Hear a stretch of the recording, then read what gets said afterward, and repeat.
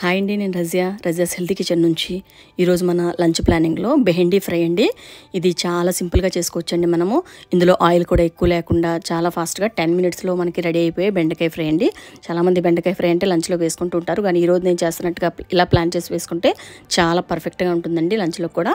ముందుగా మనం ఇలా బెండకాయలను తీసుకొని కావాలంటే మనం నైటే కడిగేసుకొని కట్ చేసి పెట్టుకోవచ్చండి, లేకపోతే మార్నింగ్ కట్ చేసుకోవచ్చు. ఇలా ఇప్పుడు కడాయిలో ఆయిల్ వేసుకొని లైట్గా ఇందులో కొన్ని ఆనియన్స్ని మనం తీసుకున్న క్వాంటిటీని బట్టి చూసి వేసుకోవాలండి. కేజీ బెండకాయలకి అయితే ఒక 1/2 కేజీ ముక్కల వరకు వేసుకుంటే బాగుంటుంది. ఆనియన్స్ అలా చూసి వేసుకోవాలండి. ఇలా నేను ఆనియన్స్ ఫ్రై అవుతూ ఉండగా ఈ బెండకాయని కట్ చేసుకుంటున్నానండి. ఇది మీరు కావాలంటే నైటే కట్ చేసుకోవచ్చు, కానీ నాకు వెజిటబుల్స్ నైట్ కట్ చేస్తే అది నచ్చదండి. ఫ్రెష్గా మనం ఇలా మార్నింగ్ కట్ చేసుకుంటేనే బాగుంటుంది. ఒక 10 నిమిషాలు ముందు లేసినా కూడా మనకి అయిపోతుందండి.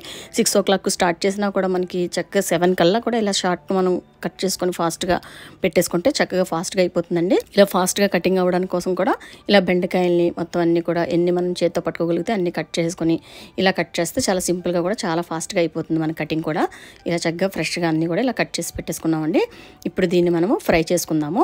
మన ఆనియన్స్ కూడా చక్కగా ఇలా బ్రౌన్ కలర్ వచ్చేసినాయండి. లైట్గా ఇలా వచ్చేలా ఫ్రై చేసుకుంటే సరిపోతుంది. ఇప్పుడు ఇందులో కొంచెం కరివేపాకు వేసుకుందామండి. ఫ్రైలోకి కరివేపాకే చాలా టేస్టీగా ఉంటుంది.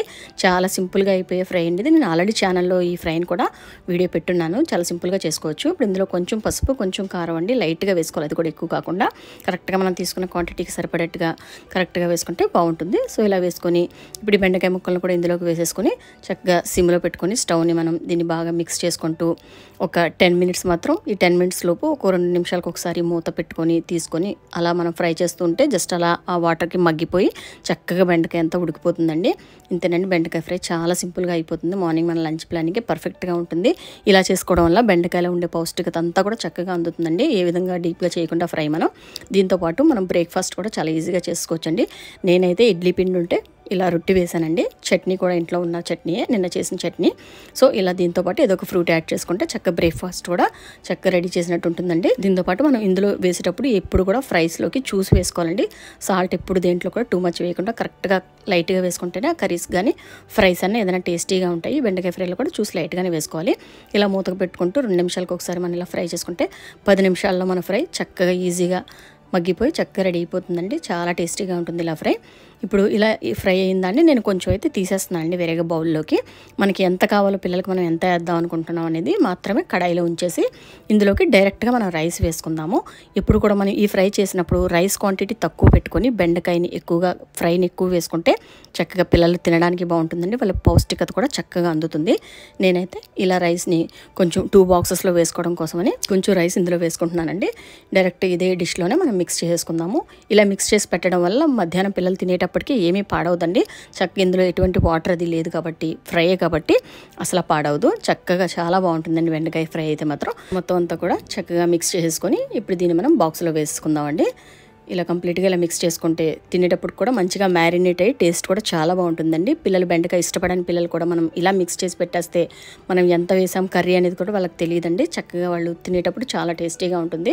ఇలా కలుపుకున్నప్పుడు మనకి రైస్ క్వాంటిటీ కన్నా ఎక్కువ బెండకాయ ఫ్రై క్వాంటిటీ ఎక్కువగా ఉండేలా చూసుకుంటే టేస్ట్ చాలా బాగుంటుందండి. ఇలా చక్కగా నేనైతే ఇలా 2 బాక్సుల్లో బెండకాయ ఫ్రై వేస్తున్నానండి. పిల్లలు అయితే మనం ఇలా పెట్టడం వల్ల చాలా చక్కగా తింటారు.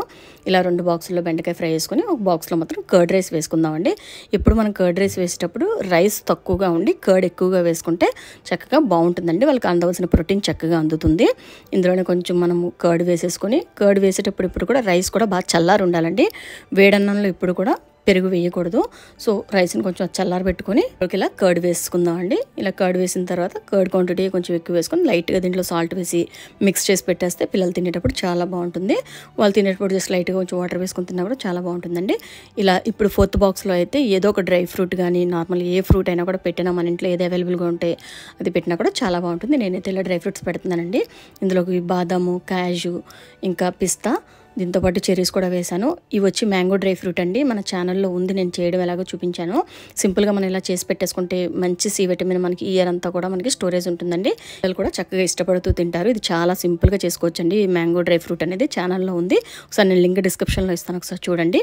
ఇంతేనండి, చక్కగా ఈరోజు మనకి లంచ్లో చక్కగా ప్రోటీను, ఫైబరు, విటమిన్స్ అన్నీ కూడా చక్కగా యాడ్ అయినాయండి. ఎప్పుడు కూడా మనం పిల్లలకి పెట్టే లంచ్లో ఎప్పుడు కూడా విటమిన్స్, ఫైబరు, ప్రోటీన్ ఉండేలా చూసుకోవాలండి. నేను ప్రీవియస్ వీడియోస్ వీడియోస్లో కూడా ప్రతి దాంట్లో ఇదే చెప్తూ ఉంటాను. నా వీడియోస్ అన్నింటిలో కూడా చక్కగా ఫైబరు అన్నీ ఉన్న వీడియోసే చేస్తున్నాను. ఒకసారి చూడండి. ఇలా కరెక్ట్గా ఉంటే పిల్లల గ్రోత్ కూడా బాగుంటుందండి.